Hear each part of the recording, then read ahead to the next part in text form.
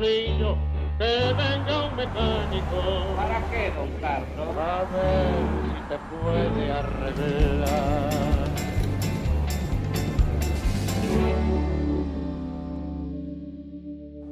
Hola, buenas noches, bienvenidos a El Tornillo. Luisito, ¿cómo estamos? Muy bien, muy bien. ¿Qué tal el fin de semana? Muy bien. Bueno. Avanza la campaña, ya vienen las PASO, Luisito, y dos reflexiones, una muy obvia.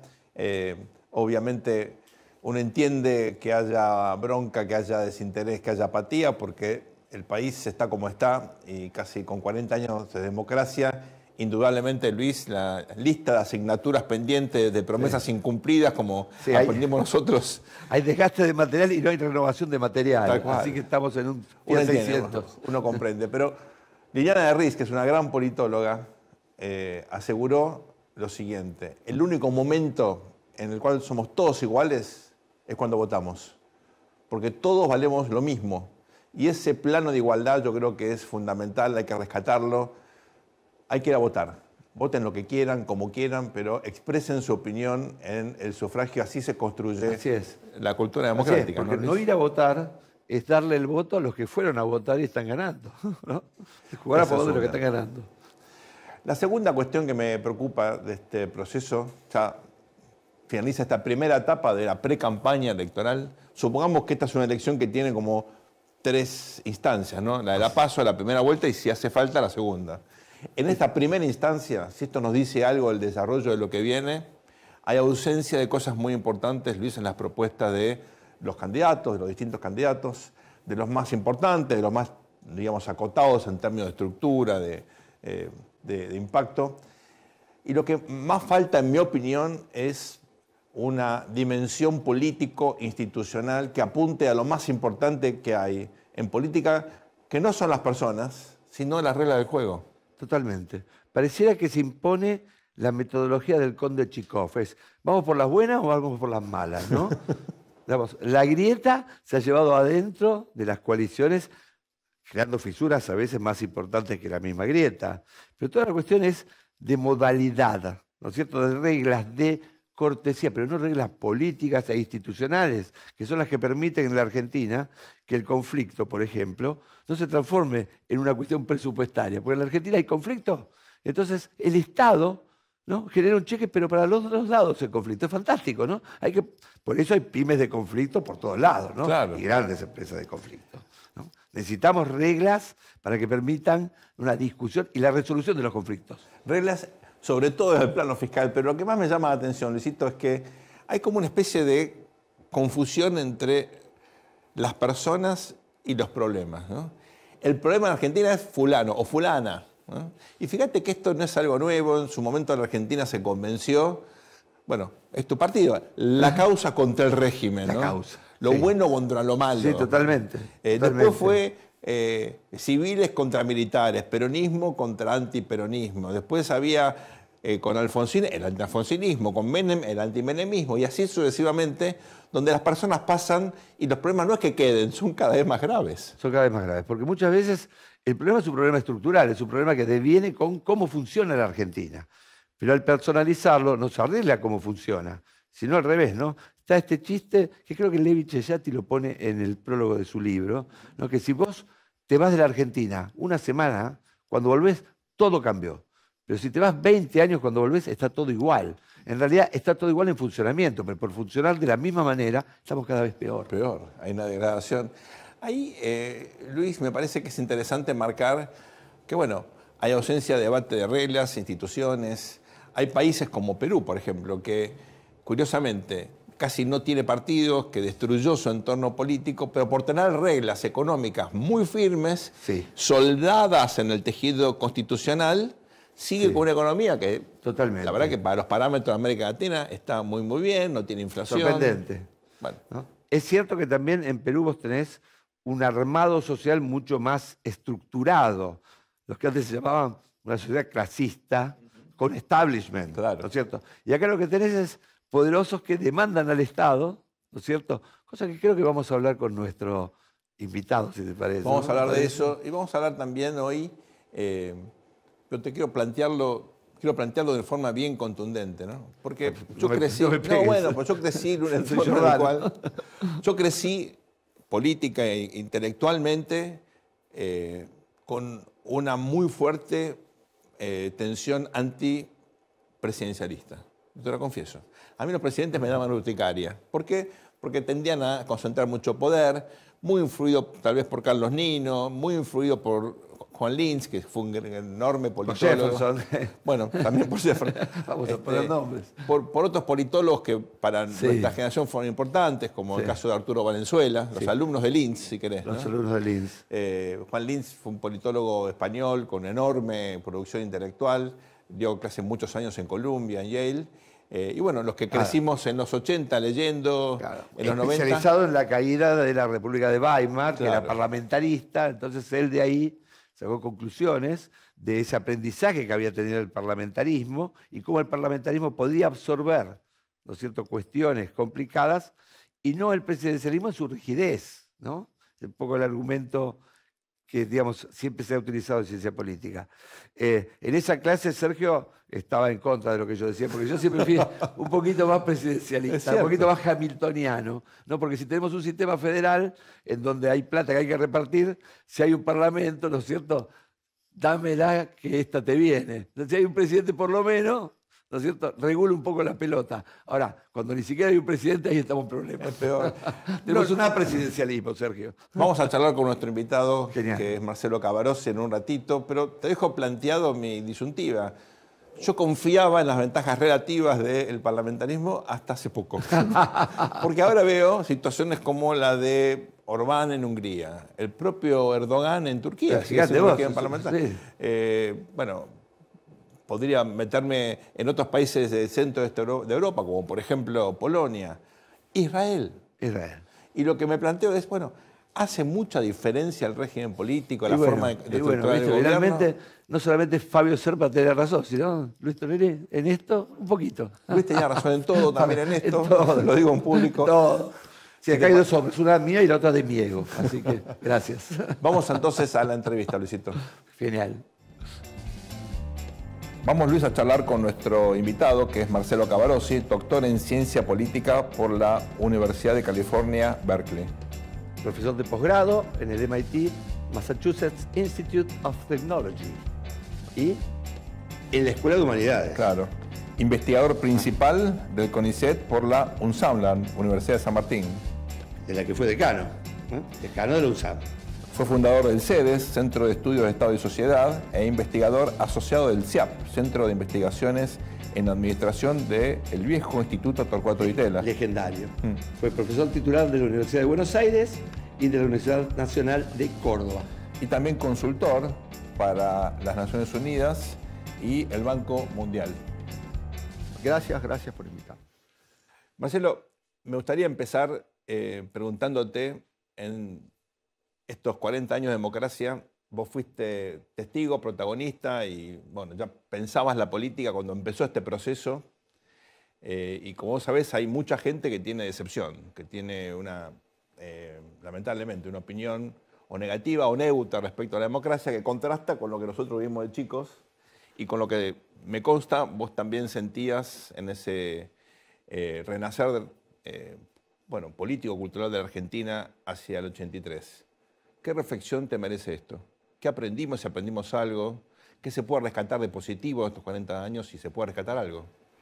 Sí, ciertamente es paradójico que en los últimos tiempos mi decepción no se centra tanto en el funcionamiento de la democracia, sino en cómo miramos a la democracia también, especialmente en el caso argentino, ¿no? Porque justamente el otro día en un panel de la IPSA, la International Political Science Association, que hizo el congreso acá, yo presenté un trabajo diciendo que de algún modo las categorías que se han manejado en los últimos 10, 20 años, el deslizamiento democrático, la muerte de las democracias y demás, no tienen en cuenta que, de alguna manera, cuál fue el comienzo de nuestras democracias.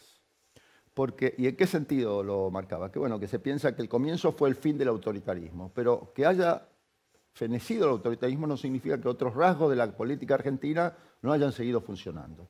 Y yo creo que quizás si uno piensa con optimismo, cuesta pensar con optimismo, pero pensar con optimismo en el futuro próximo, hay que tratar de ver esos rasgos que heredamos desde décadas previas al 83 para tratar de entender si eso sigue funcionando igual o no. Por ejemplo, todo el tema inflacionario, que no es un problema solamente de la democracia, tampoco del autoritarismo militar reciente o el más reciente, sino que viene en la Argentina de la década del 40. Por ejemplo, la destrucción del Estado que viene, esto lo ha analizado muy bien Carchoffi, desde fines de la década del 40 también. Por ejemplo, la manera de funcionar de la política argentina de chantajearse unos a otros. Y en ese sentido, perdón, yo rescataba el viejo lema de Levandor, negociar y golpear. Y yo a ese negociar y golpear yo creo que había que agregarle un datito más, que no se decía, pero era negocio, golpeo, pero no me privo de traicionarte. Ahí marcás el tema de la inflación, que obviamente es la principal demanda de la ciudadanía hoy. Escribiste por el 86, 87, un trabajo, un artículo, donde planteabas que la inflación era un problema político, no económico. ¿Por qué? ¿Por qué es político? Digo, el sistema de partidos. Claro, exactamente. Bueno, porque ahí esa reflexión tenía que ver con que el problema con la inflación más pronunciado viene desde la década del 70. Como todos sabemos, independientemente de alguna experiencia anterior en la época de Frondizi, es con el Rodrigazo que se entra en lo que podríamos llamar la era de la inflación galopante en la Argentina. Ahí galopante no es un término mío, es un término de Malon y Zurruy, dos economistas que mucha gente se ha olvidado que han escrito uno de los mejores libros de economía sobre Argentina. Y esa inflación galopante, Malon y Zurruy la vinculan muy, muy adecuadamente con efectivamente cómo funciona la relación política de los ciudadanos, la gente, o como lo queramos llamar, el pueblo, y los representantes. Que esa relación es una relación en la cual, por un lado, buena parte de los argentinos y las argentinas no perciben que la inflación corresponde no solo a demandas y demás, sino a privilegios, y que muchas veces cuando llegan los políticos, y esto fue políticos democráticos y políticos militares, cuando llegan al momento de tomar las decisiones, siempre hay una cierta prevención acerca de proponer las medidas que hay que tomar, ¿no es cierto? Y ese es un problema político, no es un problema económico. Marcelo, entonces, simplificando, el Estado es quien dice no. La inflación es un problema que no puede decir que no, ¿no es cierto? Y el sistema de partidos es un sistema que filtra las demandas en términos de prioridades. No tenemos ninguna de las dos cosas, ni un Estado que pueda decir que no. Muchas veces es la crisis finalmente la que decide, ¿no es cierto? By default, ¿no? Y el sistema de partidos argentinos es un sistema que, si bien uno lo compara, se da el milagro de, pese a una fragmentación, que todavía haya algún tipo de organización, pero sin embargo no tiene esta capacidad de filtraje, ¿no? Vos escribiste mucho sobre el Estado, y para vos el Estado no es solamente el aparato administrativo, y menos el gobierno, sino que es una relación con la sociedad, ¿no es cierto? Resulta que tenemos de vuelta una sociedad estadocéntrica, como Marcelo la llamaba, pero sin un Estado capaz ni siquiera de responder a una sociedad estadocéntrica.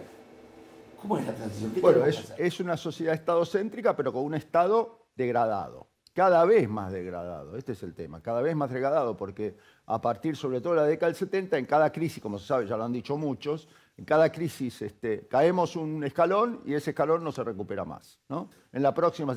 Y ese proceso, que lo observamos lo más manifiesto, es la pérdida del ingreso, la pérdida de la dinámica productiva y demás, que son las manifestaciones económicas, también involucra en cada una de esas etapas destrucción del Estado, ¿no?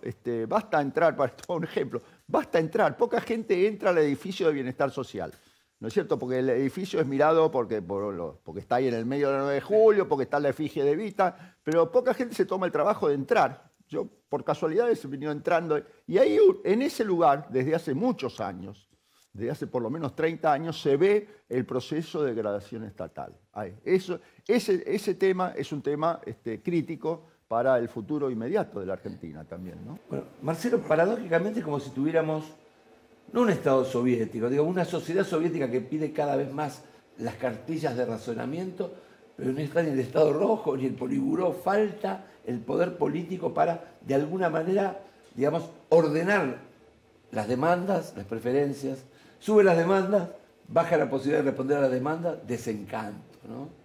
Esto sería el diagnóstico. ¿Cómo ve la evolución al futuro? Y vos fíjate que si suben las demandas, bien suben las demandas, a veces desproporcionadamente porque falta confianza también. Porque vos demandás también exageradamente a veces, no digo los que están en las peores situaciones, pero digo, buena parte de la sociedad demanda más. ¿Por qué? Porque sospecha que no lo va a conseguir. Y eso de que no lo va a conseguir tiene que ver también con el funcionamiento de la política. Yo no digo los políticos, pero el funcionamiento de la política. Ahí bueno, hablaste hace un rato de los partidos políticos, ¿no? Que es cierto, uno mira a Argentina y dice, bueno, mira Perú lo que es, no hay partidos políticos, mira Chile, que se han deshecho los partidos políticos en 6 años, 4 años, se han deshecho un sistema de 2 grandes coaliciones que parecía funcionaba, no quedó casi nada, ¿no? En la Argentina, en cambio, bueno, después del espejismo inicial que parecía que teníamos un sistema bipartidario, hubo el periodo así de crisis, de eso desde el 94 hasta el 2005 y demás, y ahora se reconstituyó un sistema bicoalicional, lo podemos llamar. Bueno, pero sin embargo todavía no ha funcionado con el mínimo, yo diría con el mínimo de respeto por el otro.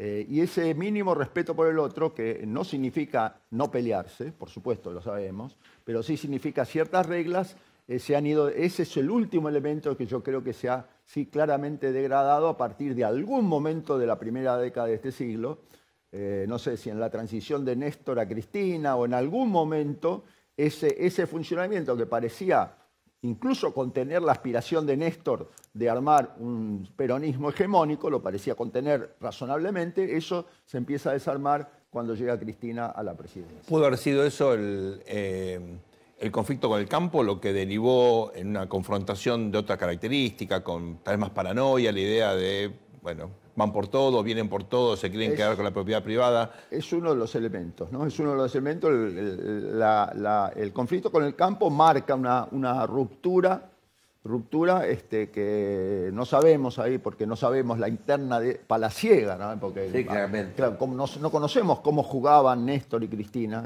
porque solo hay chismes y demás de cómo expectativa respecto a eso, la jugada política. Claro, cómo se decidía ahí efectivamente lo que se hacía.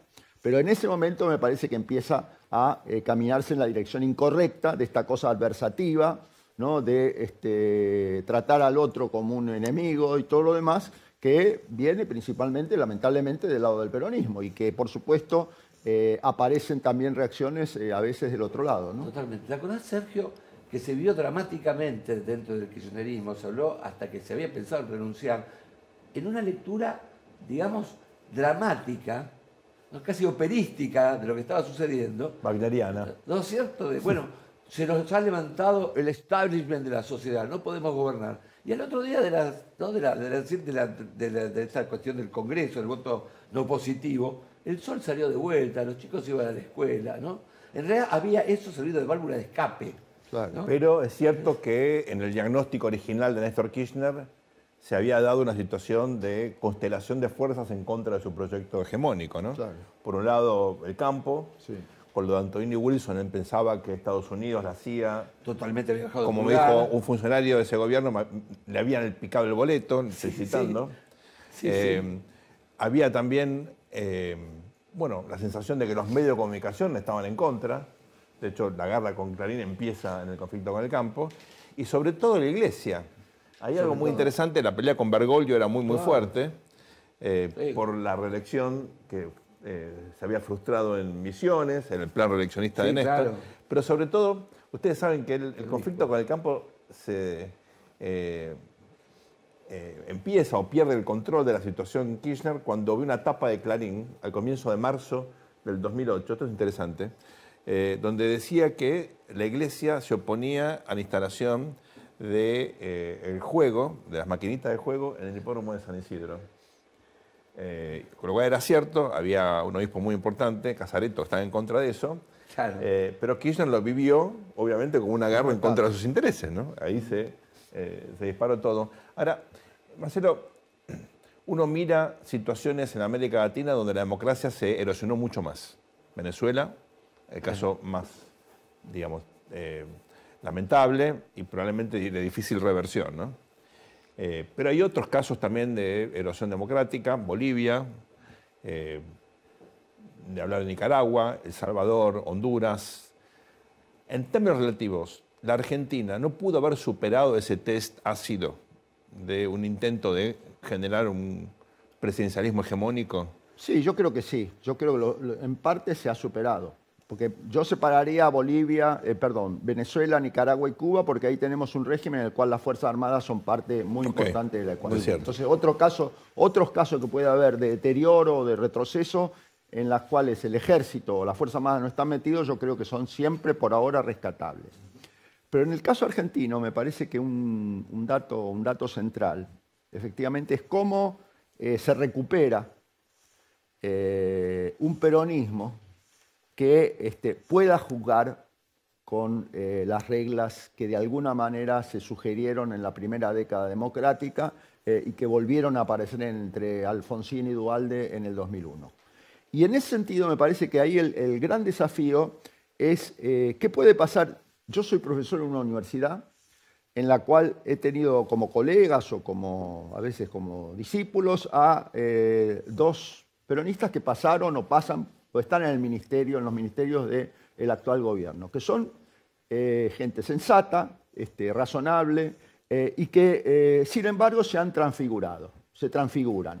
No importa si los patean, no importa si los maltratan, están siempre de alguna manera tratando de ubicarse en ese discurso tan negativo que es el discurso cristinista, ¿no?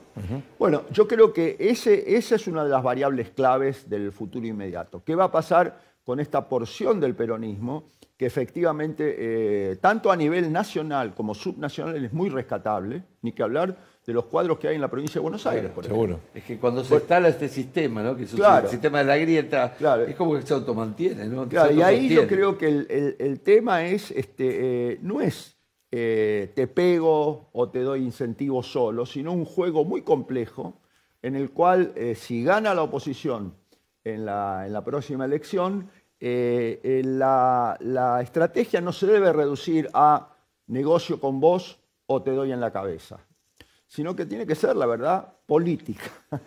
Bueno, la verdad que tiene que volver la política. Totalmente, tiene que volver la política. Los liderazgos muchas veces son los que deciden, ¿no? Cómo se juega, cómo vamos, ¿no? Claro. El liderazgo de Alfonsín en su momento creó este consenso democrático que fue respondido por la cafieradora, digamos. Estaba la coordinadora de un lado, la cafieradora del otro, pero había entendimiento político, a tal punto que la transición del último año, con las expectativas, digamos, de cambio o no, estaban trabajando los equipos conjuntamente en muchas áreas. Ahora, el peronismo usaba el brazo sindical para golpear. Claro. ¿No? Pero el brazo político fundó este consenso con el alfonsinismo, a tal punto, bueno, del balcón de la democracia del 87, y después con Menem. Menem, digamos, era un negociador bilateral, ¿no? No le daba no le prestaba mucha atención, vamos a decirlo académicamente, a las instituciones, pero sin embargo, ese consenso y esa civilidad política, ¿no? Civilidad haciendo trampa, porque Menem hacía trampa, no se sabe, lo cual no quiere decir que otros políticos radicales también, pero él era un gran maestro de hacer trampa.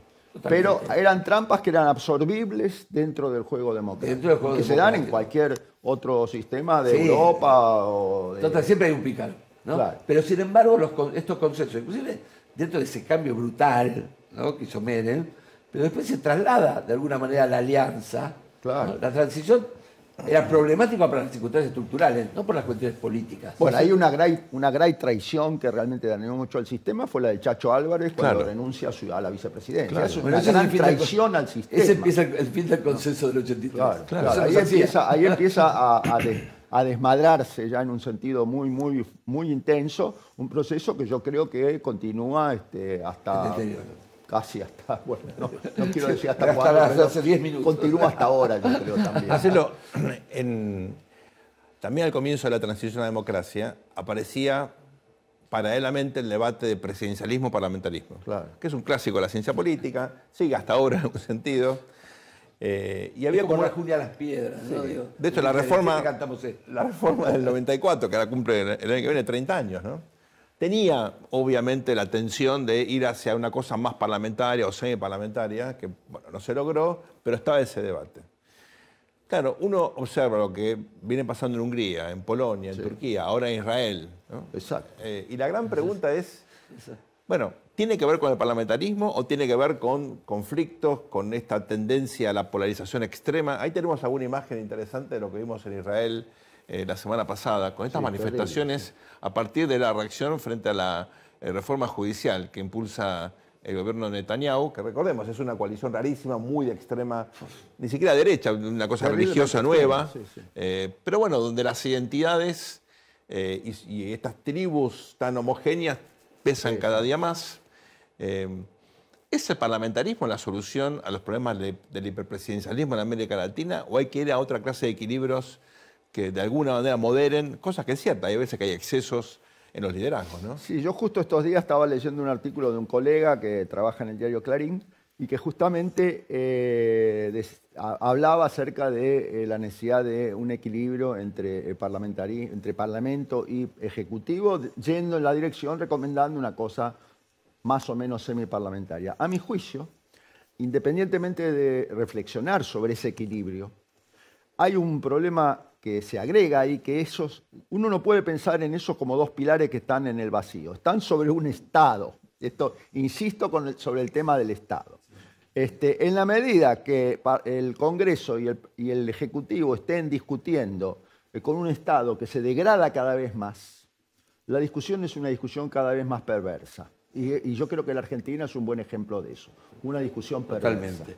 En el caso de Israel uno puede mantener un cierto optimismo porque ve que frente a las cosas así tremendas que se dan por el lado de la coalición que está en el momento en el poder, Netanyahu y compañía, sin embargo hay reacciones, por ejemplo, de los médicos, claro, de los soldados, diciendo, bueno, esto no lo toleramos, pero estos son integrantes del aparato del Estado, ¿no es cierto? Y es gente que está, más allá de que de alguna manera se puede transgredir algún funcionamiento, alguna regla institucional, ahí hay que tener cuidado, claro, cuando uno dice soldados en cualquier parte, pero sin embargo implica un funcionamiento muy virtuoso del Estado israelí, ¿no? Y que tiene que ver con una sociedad también, ¿no? Ahí va la pregunta que seguía, porque ¿es el Estado o es la sociedad civil que de alguna manera, bueno, nutre y alimenta, ¿no? Bueno, pero el Estado y la sociedad civil es un link, es un vínculo. Son dos caras de la misma moneda que claro, es un fenómeno. Por eso es que es una discusión totalmente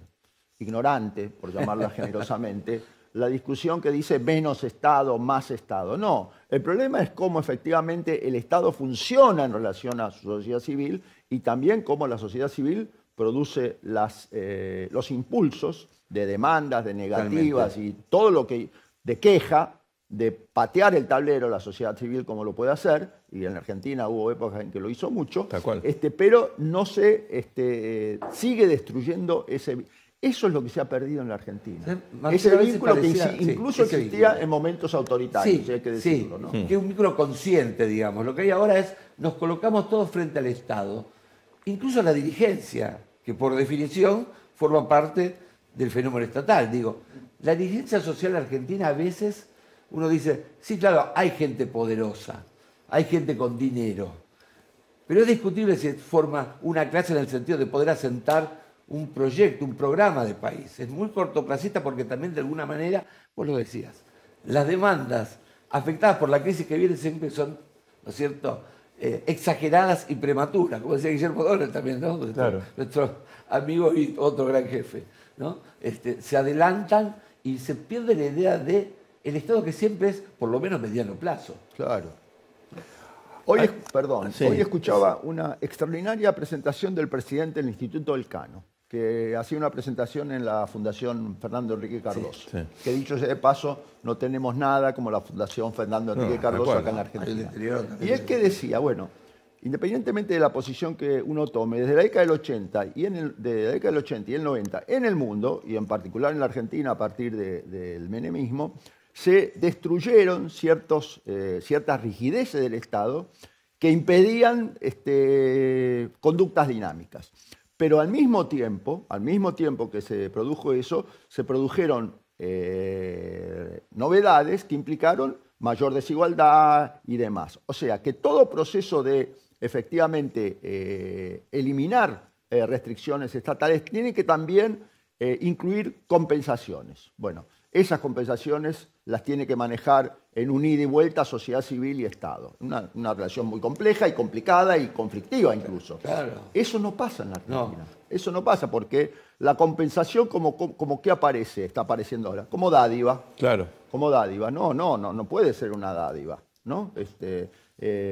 A veces pareciera que estamos en un avión desvencijado, ¿no es cierto? De los 4 motores anda un motor, pero que algunos quieren que el comandante en pleno vuelo diga, señores, este avión es una porquería, así que los dejo en libertad de volar cada uno como quiera. Y él agarra el paracaídas y se tira, ¿no? Porque digo, hay que generar los avioncitos, Claro. ¿no? Digo, para poder represar este avión, que sí tiene problemas y anda, no sé, con medio motor. Pongamos en vez del avión el Banco Central. Por Porque ejemplo, uno que por dice ejemplo. que una sociedad puede funcionar sin Banco Central, ¿no es Claro, cierto? claro. Ese señor no entró en el siglo XX todavía, ¿no? No. El que dice eso. Claro. Hay- Paleoliberalismo. Bueno, Paleoliberalismo. pero hay ahí justamente las reacciones ante la incapacidad del sistema político de resolver cuestiones como la inflación. Claro. Que con el tiempo te lleva a estas posturas un poquito extremas, entendibles desde el punto de vista de la impotencia que sufre un conjunto grande de la sociedad y de la falta de gimnasia frente justamente a fenómenos como la inflación que requiere alguna tecnología que no todo el mundo tenía, sobre todo los jóvenes, ¿no? Y ahí quería saber tu opinión sobre esta cuestión de la tradición libertaria, liberal, porque Milei encarna algo bastante raro en la Argentina. No hay una tradición Totalmente, sí. libertaria fuerte. En Estados Unidos, por ejemplo, es tradicional, existe. En Europa hay también una tradición libertaria. Acá no había, es nueva. No hubo. Había liberales más clásicos, ¿no? Venegas Lynch, por ejemplo, Claro. que nunca tuvo una relevancia política, digamos, en términos de... un embajador de ideas extranjeras, ¿no? Sí, Muy bien. sí. Era más bien un cúmulo de pensamiento, Claro, pero que nunca un influía en el debate un político. representante de Hayek acá. Claro. Tuvimos liberales haciendo política, el Sogaray o algún otro, Diferente. pero siempre con mucho pragmatismo. Sí, Casi totalmente. corporativos. Claro, por eso se enganchaban siempre en el Estado. En el Estado, con gobiernos militares, civiles, Frondizi, Menem, no importaba con quién, la idea era influir en la política pública, ¿no? ¿Cómo pensás este fenómeno? Bueno, pero de es que yo Milei? creo que ahí hay que distinguir cuánto del atractivo de Milei tiene que ver con ese recitativo de ideas libertarias, con que ese recitativo expresa el rechazo de lo que él llama la casta política y la bronca, ¿no? Entonces, ¿por qué es atractivo Milei? Porque él significa muy bien la bronca. Y uno de los ingredientes de esa bronca es decir, bueno, fíjense ustedes todos estos zánganos que están dentro del Estado, arriba y en el medio, chupándonos los recursos, lo que hace falta es barrer con todo. Bueno, ¿eso es libertario? No, es bronca, rodeada, incrustada dentro de un discurso que en general los economistas que uno respeta dicen que es un discurso bastante precario, la verdad. No me animo a decir yo eso, pero me parece que le creo a los economistas serios que dicen eso, pero que lo hace muy bien. Claro. Es un gran actor, hay que reconocer que es un gran actor, ¿no? Es decir, eso lo vemos desde su escenificación y el timing muchas veces que tiene en sus Totalmente. acciones, ¿no? Viste que la bronca se transformó en el motor de la política argentina y en un momento era la bronca de unos contra otros. Y él construyó la bronca contra los dos, Claro, la grieta contra la todos, grieta. sí. Bueno, pero en los 70 la marcha de la bronca expresaba a los jóvenes que querían un cambio social, más bien Claro. con una perspectiva Claro, pero hacia adelante, ¿no? cuasi Digo, revolucionaria. Ahora la bronca la expresa alguien que se ve a sí mismo como un pensador de derecha o como una figura de la derecha. ¿Cómo explicás esto? Bueno, el problema es, a esta altura, el año 2023 de este siglo, ¿en qué medida nos sirven las categorías de izquierda y derecha? ¿No? ¿En qué medida Y en nos sirven categorías que, como todos sabemos, vienen de la Revolución Francesa, pero además que en el siglo pasado se encarnaron básicamente en torno a la idea de un estado de bienestar, ¿no? Cuanto más quería uno desarrollar ese estado de bienestar, incluso de una manera muy, muy profunda, como es el caso de los países escandinavos sobre todo, más de izquierda era, cuanto menos era... pero esas visiones, que muchas veces son manejadas con un relato totalmente ignorante, y creo que en la Argentina tenemos un montón de políticos que lo expresan eso, no tienen que ver realmente con qué se dice en términos de este necesario equilibrio de qué puede dar el Estado, qué puede sacar, sabiendo que también estamos en una sociedad desigual. Porque si en vez del 10% de pobreza, como teníamos en 1975, o el 9%, ahora tenemos más del 40%, eso implica mayor desigualdad. Entonces, ese necesario mensaje, que es un mensaje en el cual me parece que pocos políticos en la Argentina pueden combinar ideas con emociones, además. Porque no le critiquemos a Milei que maneje emociones. Efectivamente, en ese sentido es muy astuto y sabe que el político tiene que manejar emociones. Y cuánto de los otros políticos manejan lo que podemos llamar emociones positivas. Porque también están las emociones negativas. Claro. El miedo, el incentivar la bronca, etcétera, etcétera. El tratar al otro como enemigo y decirle, es alguien que es enemigo de la patria, yo solo expreso la patria, que tiene historia desde no solo en el peronismo, sino antes del peronismo, también en el radicalismo. Hay que reconocer que había un elemento en el radicalismo que también expresaba esa manera de yo soy el pueblo, yo soy la nación, yo soy la patria y el resto son enemigos, ¿no? Ahora es paradójico, ¿no? Porque tenemos en los candidatos que vienen, ¿no? Del lado peronista, ¿no? Alguien que fue candidato a diputado de la UCD, ¿no? Claro. Y del lado del no peronismo, alguien que estuvo en la juventud peronista, ¿no? Como Patricia. Las paradojas. ¿No? Las paradojas. Entonces, de alguna manera, hay un escenario, ¿no es cierto?, de virulencia verbal. Por el otro lado hay apatía, ¿no es cierto? Hay como una suerte de atonía. Y no hay ingobernabilidad, lo que tenemos es agobernabilidad. Claro, ¿no? El gobierno cierto. no gobierna, pero sin embargo no hay ingobernabilidad. Marcelo, nos queda tiempo para una pregunta y se la hago a los dos, porque vos fuiste director de la carrera de Ciencia Política de la UBA, de Sociales, vos fuiste decano Una pesada de la Escuela de Gobierno de UNSAM. Cumplimos 40 años de democracia, nunca hubo tantos politólogos en la Argentina, porque la verdad que, por suerte, la disciplina tuvo en estos años un desarrollo impresionante, con carreras, con posgrados, con doctorados, con gente que tuvo la suerte, como la mía, ¿no?, de irse afuera a estudiar. Y sin embargo, eso no impacta en la calidad de la política. ¿Por qué? No, porque yo creo que ahí sería ingenuo suponer que los politólogos, lo que digamos los politólogos, va a mejorar la política. Pero lo que dicen los médicos mejora la medicina. Pero es una disciplina práctica que tiene que ver con, efectivamente, meter las manos. Nosotros creemos que metemos la mano en la masa, en la carne. Claro. El tema cuando uno está de ese lado del mostrador dice, pero estos manuales eran para otra cosa. No lo metemos, eso es una ciencia social, por eso es una ciencia social. ¿No? Nuestra aspiración debe ser hacer las mejores preguntas posibles y forzar a los discípulos y discípulas a que efectivamente sigan haciéndose preguntas y además se instruyan, ¿no? Se instruyan, no solo leyendo a politólogos y a filósofos políticos, sino leyendo, por ejemplo, buenas novelas. Yo siempre recomiendo buenas novelas, buena historia. ¿No? Los politólogos sabemos de ciencia política, pero hay un punto de fricción que puede ser muy interesante. El tema es lograr conversar. Porque uno habla de poder y nosotros hablamos de instituciones, ¿no? Un problemita. Estamos en la tele, podemos seguir, creo que toda la noche charlando. Toda la noche. Muchísimas gracias, Marcelo, por acompañarnos. Gracias a ustedes, muy divertido. Vamos a una muy breve pausa y ya volvemos aquí con El Tornillo por el canal de la ciudad. Al mundo le falta un tornillo, que venga un mecánico.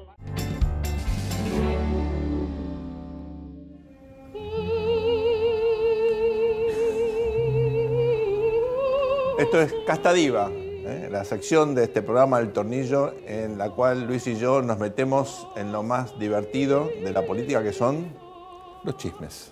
O sea, es una ópera, una opereta, ¿no? Cómica. En este caso no, es trágica, pero bueno, nosotros lo vamos a hacer un poco cómica. Luisito, ¿viste esta discusión un poco absurda entre halcones, palomas? Absurda porque, bueno, uno es halcón hoy, puede ser paloma la elección que viene o viceversa. Pueden quedar desplumados. También.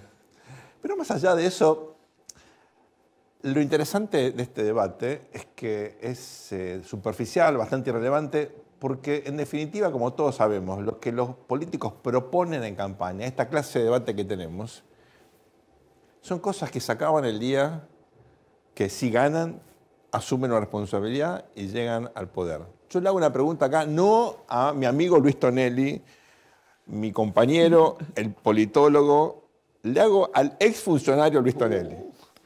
De las Lo que quedó del exfuncionario. Bueno, de las cosas que vos, la gente con la cual trabajabas, pretendían hacer a lo que hicieron, ¿qué diferencia hay? Hay una diferencia de más o menos el 100%. ¿Puedes explicar por qué? Y te qué? digo que casi empezó antes de asumir, ¿no? Porque hay gobiernos que hacen una transición ordenada, quieren. Entonces se encuentra con el otro que estuvo, ¿no es cierto? ¿Qué me dejás en la alacena? ¿No? Y ahí uno descubre cosas que por ahí no las sabía, ¿no? Y dice, pero entonces, che, me parece que no fue muy interesante ganar, ¿eh? Las restricciones, y en la Argentina hay restricciones, cuando estás, por ejemplo, no en el pináculo de la crisis, que eso a veces te da poder, Claro. ¿no es cierto? El piloto de tormentas. El tema es antes, cuando la gente dice, che, va a estar todo bien, te voté, y vos ves que lo único que hay es un abismo delante, ¿no? Y por otro lado, decís, bueno, pero vamos a esquivarlo. Entonces, ¿dónde está el volante? ¿Dónde está la caja de cambios, no? En ese momento era muy particular porque la convertibilidad Claro. te había dejado sin instrumentos, ¿no es cierto?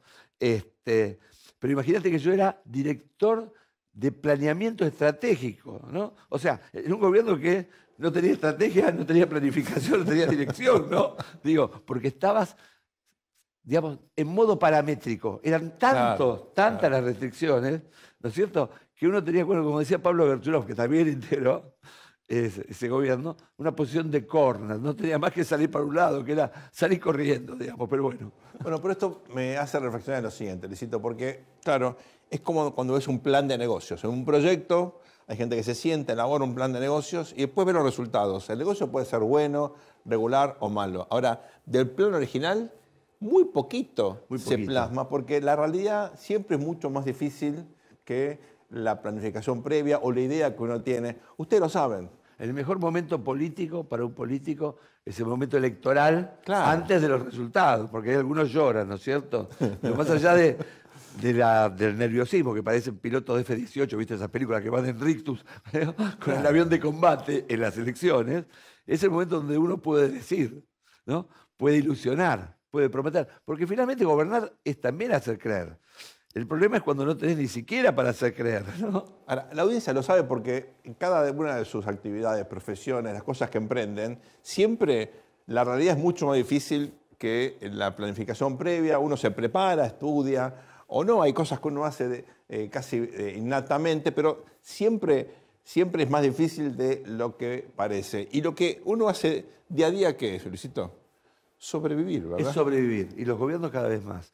Por eso hay un libro de Néstor de Espósito, de Rodolfo Espósito, que trata sobre el ideario italiano. Y dice, como en Italia nunca hubo un Estado, y siempre fue técnicamente un despelote, vamos a decir, la idea de la política italiana es mantener al condottiero Claro. sobre el caballo, ¿no?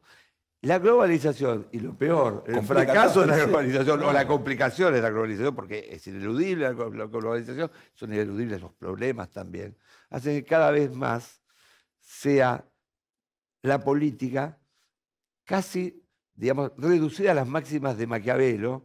Maquiavelo también tiene un Maquiavelo bueno, ¿no? Por supuesto. El pensamiento estratégico de el Maquiavelo. pensamiento estratégico y los discursos, ¿no es cierto? Pero la idea es que en este mundo cambiante, en este mundo donde la incertidumbre manda, quizás lo más importante sea la flexibilidad, la adaptabilidad, el sentido de la oportunidad, ¿no es cierto? Lo que hoy parezco Mariano Grondona, el kairos, ¿no? Porque una cosa es el tiempo Claro. el tiempo del reloj cronológico, y otra cosa es el tiempo político, la oportunidad.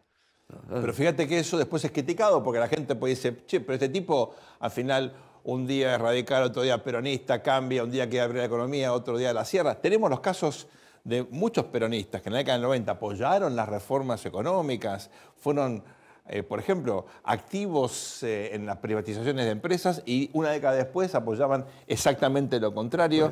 Eso no es criticable, no le quita a la política. A ver, el tema es que la política muchas veces se piensa como una política, bueno, de ideas que dan el libreto para resolver las cuestiones. Es cierto que se pueden tener ideas marco fundamentales, ¿no? Pero después es, bueno, como decía Keynes, ¿no? El mundo cambia, la situación cambia. Si yo no cambio, soy un estúpido. ¿No? Fíjate esto de sobrevivir. Hay algunas canciones que expresan, me parece, de forma muy contundente y que creo yo, sirve para pensar las disyuntivas del día a día de la política. Por ejemplo, Luis, hay una vieja canción de Lito Nebbia, ¿te acuerdas? Lito Nebbia, por supuesto, héroe. Tenemos un conocido fanático de Lito que a veces interpretaba alguna canción. Sí. Esta es una canción que me parece te permite entender parte de la política. Mirá. Seguro que al rato estará volando, inventando otra esperanza para volver a vivir.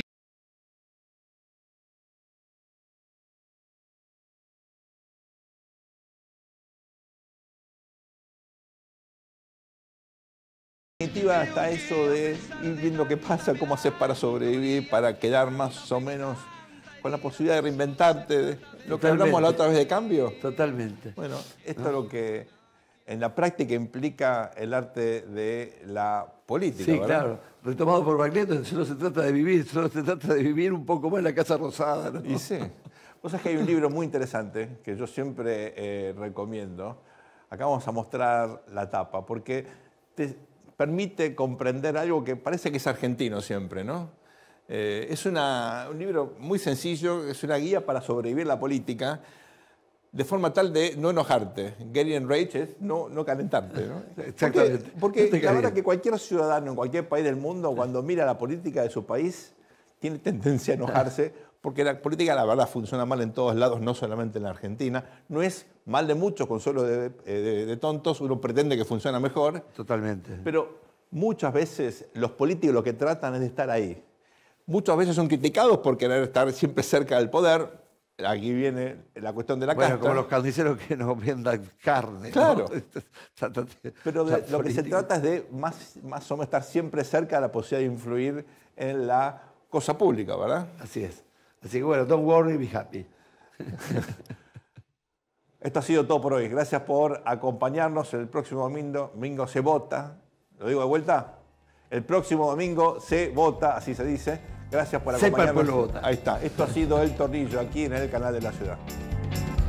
Al mundo le falta un tornillo, que venga un mecánico.